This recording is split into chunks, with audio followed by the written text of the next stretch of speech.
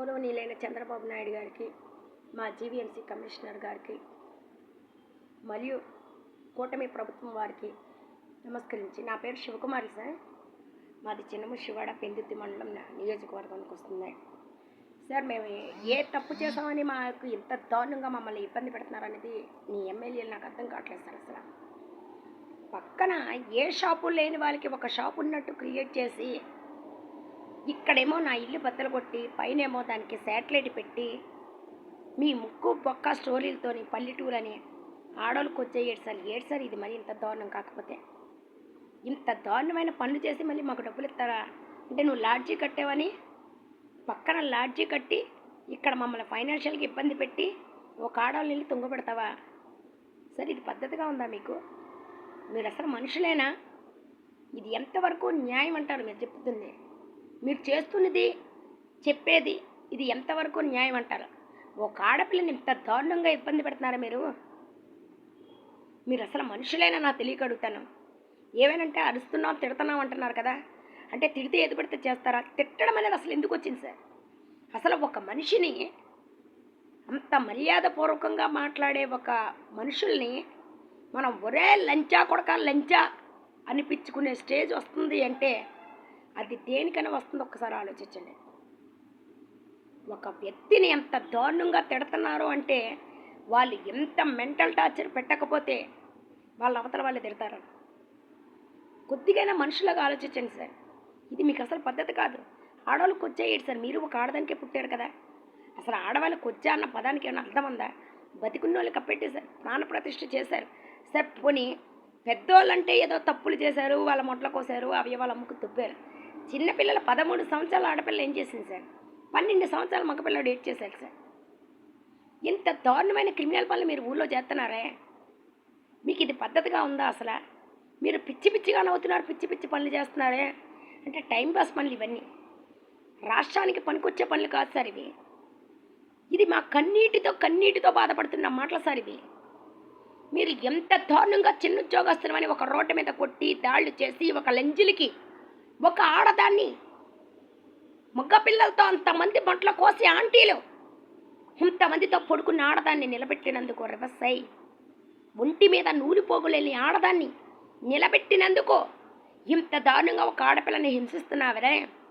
మీరు మనిషి మడకు పుట్టారా? అసలు మీరు నిజంగా ఆడదానికే పుట్టారా, సైకోలంచికి పుట్టారా? మీరు నాకు తెలియక అడుగుతాను. పిహెచ్డి వరకు చదువుకున్న ఒక ఆడపిల్లని లేబర్ అని నా నెంబరు ప్రిన్సిపల్ పోస్ట్లో ఉండవలసిన నన్ను నా నెంబర్ హాల్ టికెట్ నెంబర్ ఆన్లైన్లో కనిపించకుండా రోడ్ల మీద కొట్టి దాళ్ళు చేసి లాస్ట్ టైం శ్మశానంలో మీరు అసలు ఒక మనిషి మట్టుగా పుట్టారు సార్. నాకు తెలియక అడుగుతాను. ఊరు ఎమ్మెల్యేలు ఈవెన్ ఐఏఎస్ల దగ్గర నుండి ఐపీఎస్ల దగ్గర నుండి ఎన్నిసార్లు కంప్లైంట్ ఇచ్చిన పోలీస్ స్టేషన్, రేపు రామ్మా రేపు రామ్మా రేపు రామ్మా రేపు రామ్మా రేపు రామ్మా రేపు రేపు రేపు రేపు రేపని బోర్డు పెట్టుకోవచ్చు కదా సార్. ఎన్ని కంప్లైంట్లు ఇమ్మంటారు? కంప్లైంట్లు ఇస్తుంటే ఇలా తెస్తున్నారు, పక్కన పెట్టేస్తున్నారు. విజయవాడ వెళ్ళి కంప్లైంట్ ఇస్తే పక్కన పెడతారు, ఇక్కడ లోకల్లో పెడితే ఇలా పక్కన పెడతారు. ఏమేనంటే ముక్కు బొక్క స్టోరీలు చెప్తారు సార్. ప్రపంచం ఇప్పుడు పుట్టలేదు సార్, మీరు ఇప్పుడు పుట్టారు, మనం ఇప్పుడు పుట్టాం.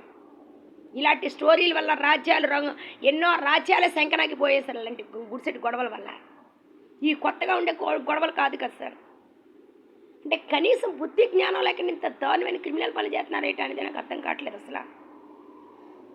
ఏమైనంటే దొంగ కేసులు పెడుతున్నారు, ఊరికే హెరాస్మెంట్ చేస్తున్నారు. అంబేద్కర్ టీంని వదిలేశారు.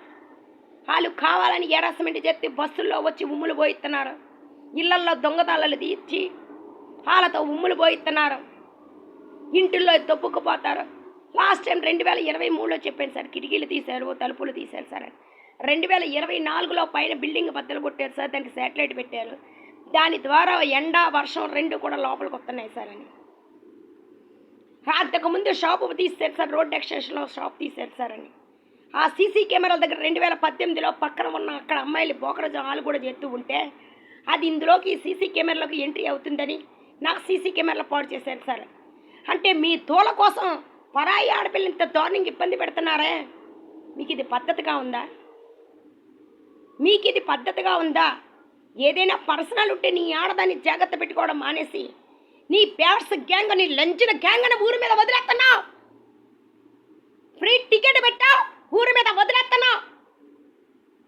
ఒక పద్ధతి పాడు లేకుండా ఆడదాన్ని పెంచింది కాకుండా ఆడవాళ్ళంతా ఒకటే, ప్రపంచం అంతా ఒకటే ఆడవాళ్ళు అంటున్నావు. ప్రపంచంలో నేను ఉన్నా సార్, ప్రపంచంలో మేము ఉన్నాం. మీకు ఇది పద్ధతిగా ఉందా? మీకు ఇది పద్ధతిగా ఉందా? అంత దారుణంగా ఇబ్బంది పడుతున్నారే.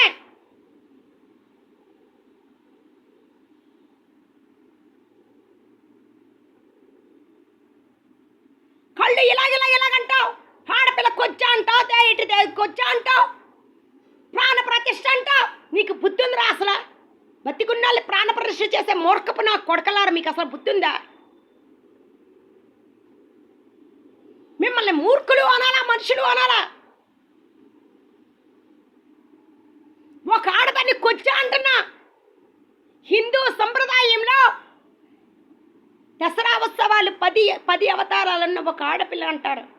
కానీ అంత దారుణంగా ఆడదాన్ని, అంతమందితో తుంగోబెట్టే పల్లెటూరు ఆడదాన్ని, అంతమందితో తుంగున్న ఆడదాన్ని, కష్టపడి చదువుకొని ఉద్యోగం చేసుకొని పద్ధతిగా ఉండే ఆడపిల్లల్ని ఒకే రీతిలో ఉన్నారని నువ్వు ఇంత దారుణమైన క్రిమినల్ పనులు చేస్తున్నావే.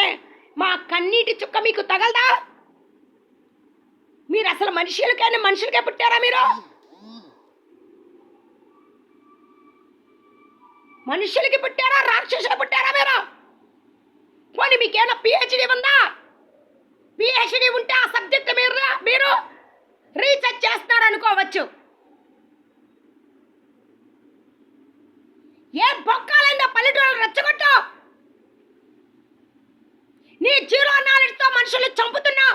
పోనీ నీకు చేత కాకపోతే రాజీనామా చెయ్యాలి. మీరు వయసుకి తగ్గ పనులు చేసుండేలాగుంటే దరిద్రం ఉండదు రాష్ట్రానికి.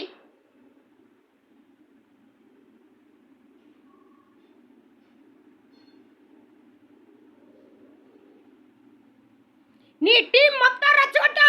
ఇళ్లలో దొబ్బుకుపోవడం, ఫైనాన్షియల్గా ఇబ్బంది పెట్టడం, ఉమ్ములు పోయించడం, ఉచ్చలు పోయించడం, పిచ్చి పిచ్చి నవ్వులు, పిచ్చి పిచ్చి చేష్టలు. ఆ సైకో ఏదోళ్ళందరినీ ఊరి మీద వదిలా ఫ్రీ బస్సు పెట్టి పోడంబొక్కు గ్యాంగ్, అడుక్కుతున్న గ్యాంగ్ కన్నా ఘోరమైన గ్యాంగ్. వాళ్ళ అందరూ మగపిల్లల అవయవాల ముక్కు దొబ్బి వాళ్ళ వ్యాపారాలు పెట్టుకోవడం, ఆ తినే ఆహారంలో ఉమ్ములు పోయడం.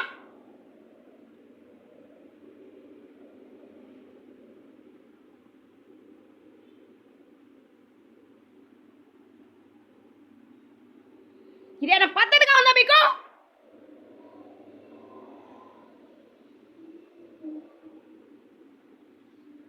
మీరు ఇంతవరకు నా ఇల్లు పడగొట్టిన దానికి నష్టపడి రాలేదు, నా ఇళ్లలో దొబ్బుకెళ్ళేట్లకి రాలేదు. రెడ్డి క్యాస్ట్ అని చెప్పి పక్కన లాడ్జీ కట్టి కొడుతూ తుంగమంటా నా డోర్ నెంబర్కి లింకులు పెట్టి మళ్ళీ మేము లంచ్లో అడుగుతున్నా. మీరు ఒక అమ్మాయికి పుట్టారా? ఇంత దారుణమైన క్రిమినల్ పని చేస్తున్నారే. మీరు ఒక ఆడదానికే పుట్టారా?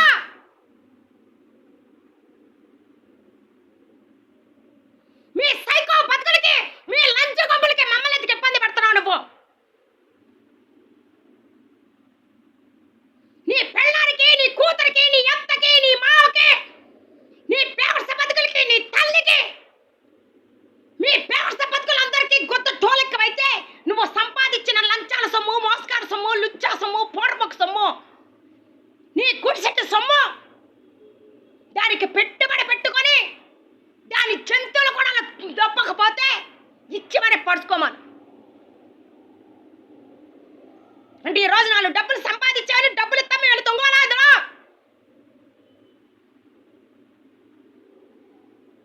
ఇప్పుడు నువ్వు పత్తివే యువతరాడంతా లంచ్లోనూ జుత్తులు వెళ్ళి ఎవడో వెళ్ళి తిరుపతి వెళ్ళి జుత్తులు తెచ్చుకున్నారా? నువ్వు అన్నప్పుడు చూపించండి. అంటే తిరుపతి వెళ్ళి జుత్తులు దించుకున్న వాళ్ళంతానేమో లంచ్లో నువ్వు సంసారివి. అంటే నువ్వు రోజు తొంగ, నువ్వు రోజు జుత్తు దించుకుంటుందంతా. మీరంతా జుత్తులు తీసుకుంటారు డైలీ తొంగని. అన్ని జాతులు కలిపి రాత్రులు తొంగని పొద్దుట లేసి జుత్తులు దించుకుంటున్నారు. ఎవరైతే హిందువులు దేవాలయాలకు వెళ్ళి జుత్తులు దించుకుంటారో వాళ్ళ మాత్రం తప్పులు చేసి ఎవరితోనూ తొంగని వచ్చినట్టు. అసలు అర్థం పత్తు ఉన్నాయి మీ కేసులకి, మీరు చేస్తున్న పనులకి, నీ డిజగ్నేషన్కి, నీ వయసుకి, మీరు చేస్తున్న పనులకి కానీ ఏమైనా సంబంధం ఉందా? ఒకదానికొకటి ఏమైనా సంబంధం ఉందా? మీరంతా కలిపి రాష్ట్రాన్ని బాగు చేస్తున్నారా, దరిద్రం చేస్తున్నారా? పిచ్చి పిచ్చి చేష్టలతో ఉన్నోళ్ళు మెంట్లెక్కుతున్నారు. మీరు ఏ స్కూల్లో చదువుకున్నారో నాకైతే అర్థం కావట్లేదు. నీకు అడ్మినిస్ట్రేషన్ చేత కాలైనప్పుడు రాజీనామా చేసేయాలి. చేతనైనోడే చేస్తాడు అడ్మినిస్ట్రేషన్. కానీ ఇంత దారుణమైన క్రిమినల్ పని చేయడం పద్ధతి కాదది.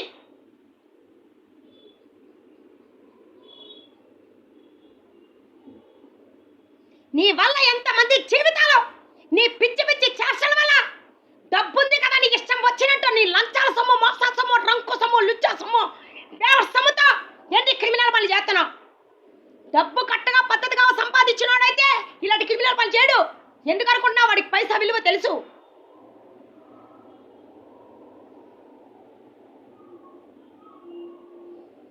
లంజలకి పెట్టుబడి పెడుతున్నావు కూర్చోబెట్టి. కష్టపడ్డవాడికి కడకాలు, కూర్చున్న లంజలకి.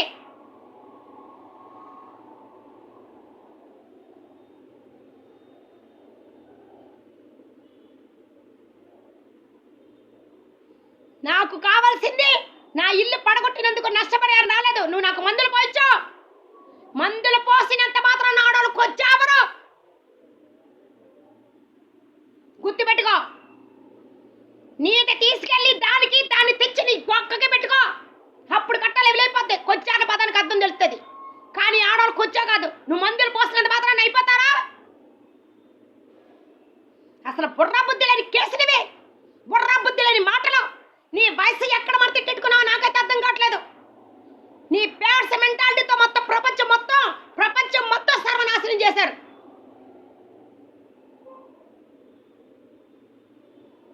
నీకున్న జీరో నాలెడ్జ్తో నేను ఎక్కడికెళ్ళినా రాష్ట్రం మొత్తం శ్మశానం చేశావు. నీ దరిద్రమైన బతుకి, నీ గుడిసెట్ట బతుకు, నీ పల్లెటూరు లంచగూతుల బతుకి దరిద్రం చేసి పాడేసావు మొత్తం దేశం మొత్తం. దయచేసి ప్రాబ్లంని అర్థం చేసుకొని నీకు ముక్కోటి దండాలు పెట్టి చెప్తున్నావు, రాజీనామా చేయి. లేదా ఇక్కడ పెట్టిన శాటిలైట్ కానీ నా ఇల్లు పడగొట్టినందుకు దీనంతటికీ నష్టపరిహారమే. లేదా ఎవరి దగ్గర పైసా తీసుకున్నారో, ఎవరితో తిరిగారో లుచ్చా కేసులు అయికో. నేను ఆడపిల్లగానే బతికాను. ఆడపిల్ల అయినా సరే ఎవరితో మాట పడకుండా బతికాను మగోళ్ళగా. నీకు చేతనైతే చూపించండి. కానీ గుడిసెట్టి కేసులు వేసి ఇంత దారుణంగా హరాస్మెంట్ చేయకో. ఇళ్లలో మధ్యలో కూడా ఉండకని చేతనానువా నువ్వు, నీ టీం అంతా దరిద్రమైన టీము. ఉమ్ములు పోయించే మీ ఇళ్లలో ఉమ్ములు పోసుకొని తింటున్నారా?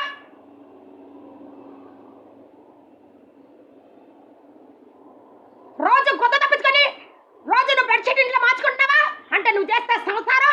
ఎవడైనా గుడికి వెళ్ళొస్తాడు, ఎవడతో తుంగని వచ్చినట్ట. జనరల్గా ఆలోచించు. అంటే ఇంట్లో తొంగున నువ్వే బెడ్షీట్ మార్చలేదంటే గుడికి వెళ్ళి గుండి గీచుకొని వస్తున్నాడంటే ఆడు పవిత్రంగా ఉన్నట్టేగా. రెండింటిని కంపారిజన్ చేయి. ఏది మంచి ఏది చెడు అనేది నీకే అర్థమవుతుంది. ఇష్టం బుద్ధి కదా అని ఎదుటి జనాలు మాత్రం ఇబ్బంది పెట్టకో. తెలుసుకోండి.